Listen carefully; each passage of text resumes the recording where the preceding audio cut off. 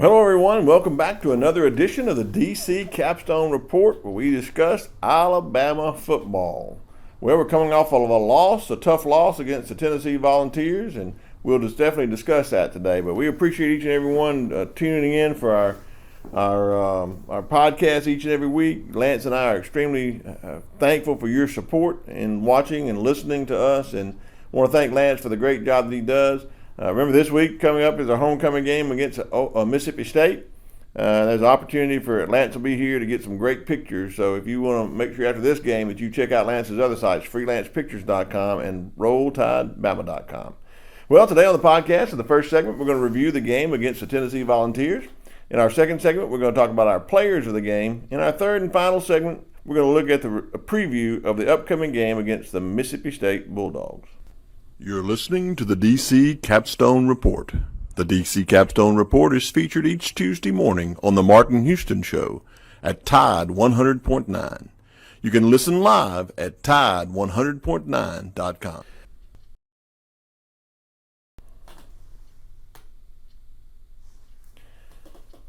Well, welcome back to the podcast here in our first segment, the DC Capstone Report. I'm thankful for everybody that joins in. Lance and I appreciate you listening to us each and every week. Well, it's a not often occasions where we get to do a podcast after a emotional loss as it was against Tennessee, but Alabama comes up short, losing to the Volunteers 52-49 on a last-second field goal.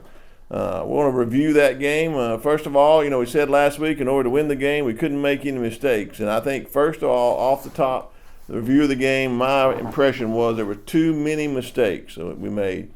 We had too many penalties. We had too many just errors, mental errors. The muff punt was something that we shouldn't have been able to do. We couldn't get off the field on third down for pass interference calls. We had some 12 men on the field calls. We had some offensive holding calls that stopped our progress on drives. So we just had too many penalties in this game. When you look at the stat line for the game and look at the penalties, Alabama had 17 penalties for 130 yards. That's the most penalties ever, I believe, for an Alabama football team. Now, a lot of people are going to complain about the officiating. Yes, I saw some plays where I thought that could have been called targeting on Bryce Young, some tackling of the quarterback I thought was roughing, but those are all judgment calls. So you're not going to get all the calls when you're on the road. So I'm not complaining about the officiating. I'm complaining about the undisciplined play, or I'm critiquing the undisciplined play of this team. I believe this is the most undisciplined play. I'm not saying the undisciplined players, but the undisciplined play that I've noticed out of any Coach Saban team since the 2007 team. So I believe that we have a lot of work to do to clean up all these mental errors, the false starts, the holding, the pass interference call. Pass interference is the most questionable call in all-around football. They can go both ways. But there are ways that you can make sure that you don't get interference penalties by not putting your hands, not hooking them, making sure that you're using your body behind them, not in front of them to shield them from the ball, making sure you're batting the ball away. So there are some things that we can do to make sure we don't get these borderline pass interference calls, and there's some coverages that we could run. So I believe there's some mental errors and too many mistakes in this game for us to really come away with a convincing victory. However, we were still in the game late in the game, and we were able to have opportunity to line up to win the game.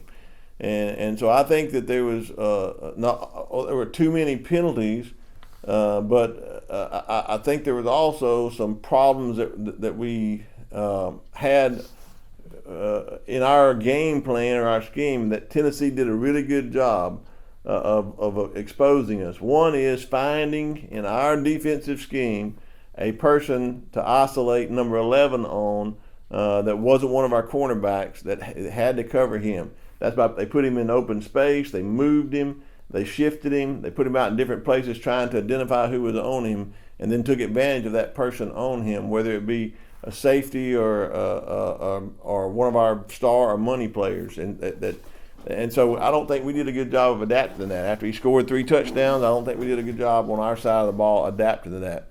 One of the things I think that hurt us in the back end was we didn't put any pressure on the quarterback. I know it was difficult to get our cheetah package in the game because they ran so fast play, up tempo, to try to keep our guys off the field.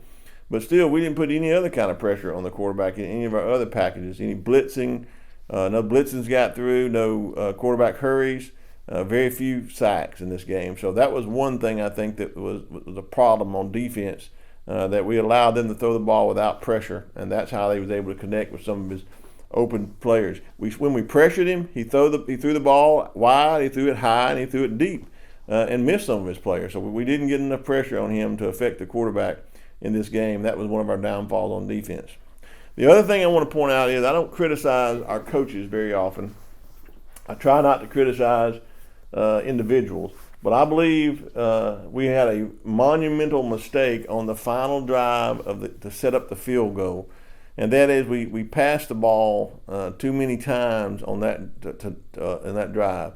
I don't understand why on the last play that you don't run the ball to the middle of the field on those last few plays to try to set up the field goal. Once we got into field goal range, we should have run the ball, in my opinion, to get the ball, number one, in the middle of the field, because it's hard to hit from the right hash. Get the ball in the middle of the field and take time off the clock. With all the timeouts that we had, there was no reason for us not to run the ball, to either make Tennessee use their timeouts, or we could run the ball in that last play and let the clock run down to 1 second, so that we could have kicked the ball. Whether we kick it, we make it, we win. We miss it, we go to overtime. So I think that was a critical error in the coaching aspect of the game. In my opinion, Coach Saban should have stepped in and said, "Hey, we're going to run the ball here," and put it in position. If that wasn't what the call was from the booth, Bill O'Brien was making the offensive calls. They obviously saw something where they thought they had an advantage in passing the ball. We did drop some passes on that drive, but in my opinion, even in that moment, I think it should have been known that the clock could have been running, and we could have kicked the ball with no time on the clock, miss it, go to overtime, take our chances in overtime, make it, and win the ball game. So I think that was just an error in the coaching in the end. There was a lot of errors to go around, so when you're reviewing this game, there's a lot of errors to go around. There were some positive things. We did throw the ball well at times. We came back when we were down. We had the resiliency to fight back. So I saw some positive things. I think there's some things that we can learn from this loss that'll help us down the road. The good thing about in the review of this is everything that we want as a team, everything we want to play for as a team is still ahead of us. This loss, it was not in the Western Division, so we can win all the rest of our games and still win the West and still go to the championship game in Atlanta, and that's where we need to get to. We've got to play one game at a time after this game and win those games and still go to the championship game. All this talk about the dynasty is over, don't believe it. Alabama still can play in the championship game this year. All we have to do is correct these mistakes, understand that even with all the mistakes that we made in this game and the crowd noise and the raucous crowd on the road, we still had an opportunity to win this game in the end and could have won it, I believe, in the game in the end if we'd have ran the ball instead of passed the ball on that last drive to set up the field goal. So overall, a loss is a loss. You take it and you move on. I hope that we can bury this loss, learn from it, but not let it affect us as we head down the road for our next game. Well, here in the second segment, welcome back to the DC Capstone Report. It's always glad to be back with you this week. And now we're going to discuss our players of the game against Tennessee. Well, on offense, I think there was two players that stood out on offense in this game. And first of all, that has to be Bryce Young.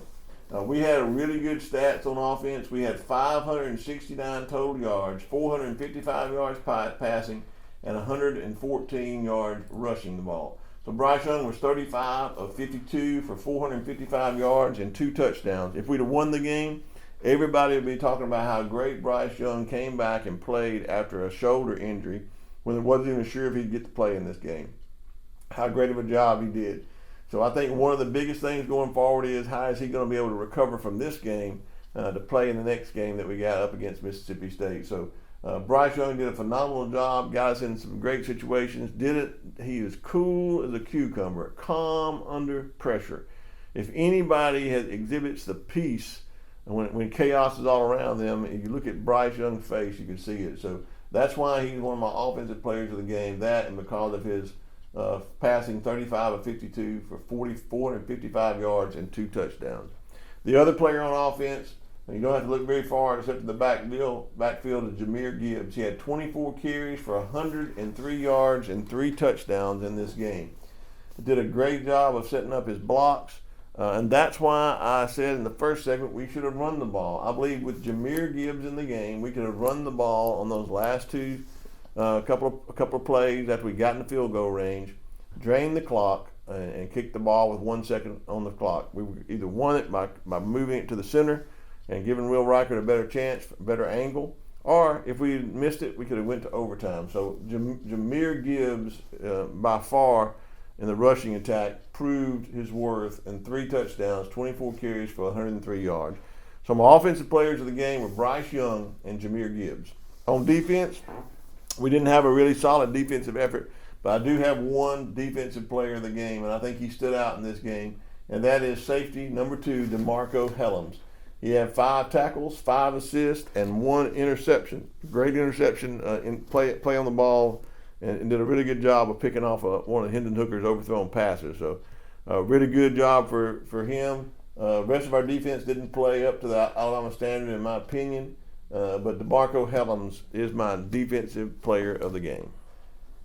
So my players of the game were Bryce Young and Jahmyr Gibbs on offense, and DeMarco Hellams on defense. Well, welcome back to the DC Capstone Report. It's great to be back with you here in our third and final segment of the day. Well, we come up against a opponent this week that's playing some good ball, Mississippi State Bulldogs. The Pirate, Mike Leach, has his team hitting on all cylinders and throwing the ball everywhere around the field, trying to spread everybody out. I think they pose a challenge in this game. I don't think they play at the speed of Tennessee, so I don't think we'll have to worry about that as much in this game. But I do think that their quarterback, Will Rogers, is good, puts the ball on the money, has some accurate passes. I think they play very well on defense. This past week, they went on the road against Kentucky. I think they may have been caught looking ahead a little bit with the game against Alabama and end up with a loss there at Kentucky. But a 2-loss team coming in, just like Texas A&M, we can't let that not let us play up to our standard. So what did we have to do to win this game? Well, it's going to be great to be back in the confines of Bryant-Denny Stadium, a full crowd for homecoming, a late kickoff, opportunities for everybody to see and do all the wonderful things on campus, and be back here at night, a night game with the light under the lights at Bryant-Denny. All great atmosphere set up for our players. So what do we have to do? Well, the number one thing I think we have to do in this game is put the Tennessee game behind us. We can't let that loss affect how we play this game. Remember, I've already said everything we want as a team is ahead of us in this season. We just have to win each game we play, one game at a time. Every game is a playoff game, so we've got to get up for that game. So Mississippi State is the next game on the schedule, and our defense is going to have to come out in this game and play up to the Alabama standard. What does that mean? Number one is we have to put pressure on the quarterback. We can't let Will Rogers sit in the pocket and throw the ball, sling it around to all of his players all over the field. They're going to try to spread us out and do that. We have to have opportunities to get the right players on the field to rush the quarterback and put pressure on the quarterback. If we can pressure the quarterback in this situation, I believe we can get him into a situation of throwing and making some mistakes. I wouldn't be surprised to see some interceptions in this game, some fumbles, some sacks that put them in bad field position. So we've got to be able to do that. Another thing that people don't think about when you play Mississippi State is you got to stop the run. They have some good linemen up front. You got to stop the run. They're going to want to throw the ball, but they're also going to run the ball out of that spread offense. They're going to try to spread you across, create gaps, and spread you wide on the field, and get some great running lanes. So we've got to play the run in this game. So I think number one, stop the run. Number two, pressure on the quarterback on defense. I believe it creates some turnovers. And then finally, we got to limit our mistakes. No penalties, no boneheaded plays, no missed assignments. We got to watch and be careful how we play the game, and make sure that we are playing within ourselves, within our own heads, and play up to the Bama standard on defense in order to win this game. On offense, we got to come out and establish the run. I believe we can establish the run with Jahmyr Gibbs in this game. I look for him to have a big game against this defense of Mississippi State. I believe we can not only establish the run, but I think that Bryce Young has an opportunity to pick apart this defensive backfield for of Mississippi State. Will Levis had an opportunity to do that and did a good job of that. And I think that Alabama can do the same thing with Bryce Young. So we've got to limit our mistakes, no turnovers on offense, no penalties. We got to stop the holding and the jumping off sides, the illegal procedure penalties, false starts. Don't need to clean all of that stuff up and come into this game and play up to the Alabama standard. The one wild card in this is, how is Bryce Young's shoulder going to hold up after 55 attempts, after getting hit multiple times in this Tennessee game after he threw the ball? How is he going to hold up? How is his recovery going to be during this week? Is he going to be up to the standard of playing in this game against Mississippi State? I think that he will. We have a great training staff. We have a great medical staff. And we have a great recovery program here. So I think that he comes out and has a big game against Mississippi State. In my opinion, Alabama takes their frustration out. They're not sluggish. They come out hitting on all cylinders, realize this is like a playoff game, and they come out and win this game big. I look for Alabama to win the game 52-20. Well, that's it for the DC Capstone Report this week. We really appreciate you tuning in. Don't forget to check out Lance's other sites, RollTideBama.com and FreelancePictures.com, for some great Alabama content. You can follow me at DavidCott50 on Twitter, or you can check us out on Facebook at DC Capstone Report page or DCCapstoneReport.com. That's all for this week. Looking forward to seeing you back here next week. Until then, big roll tide.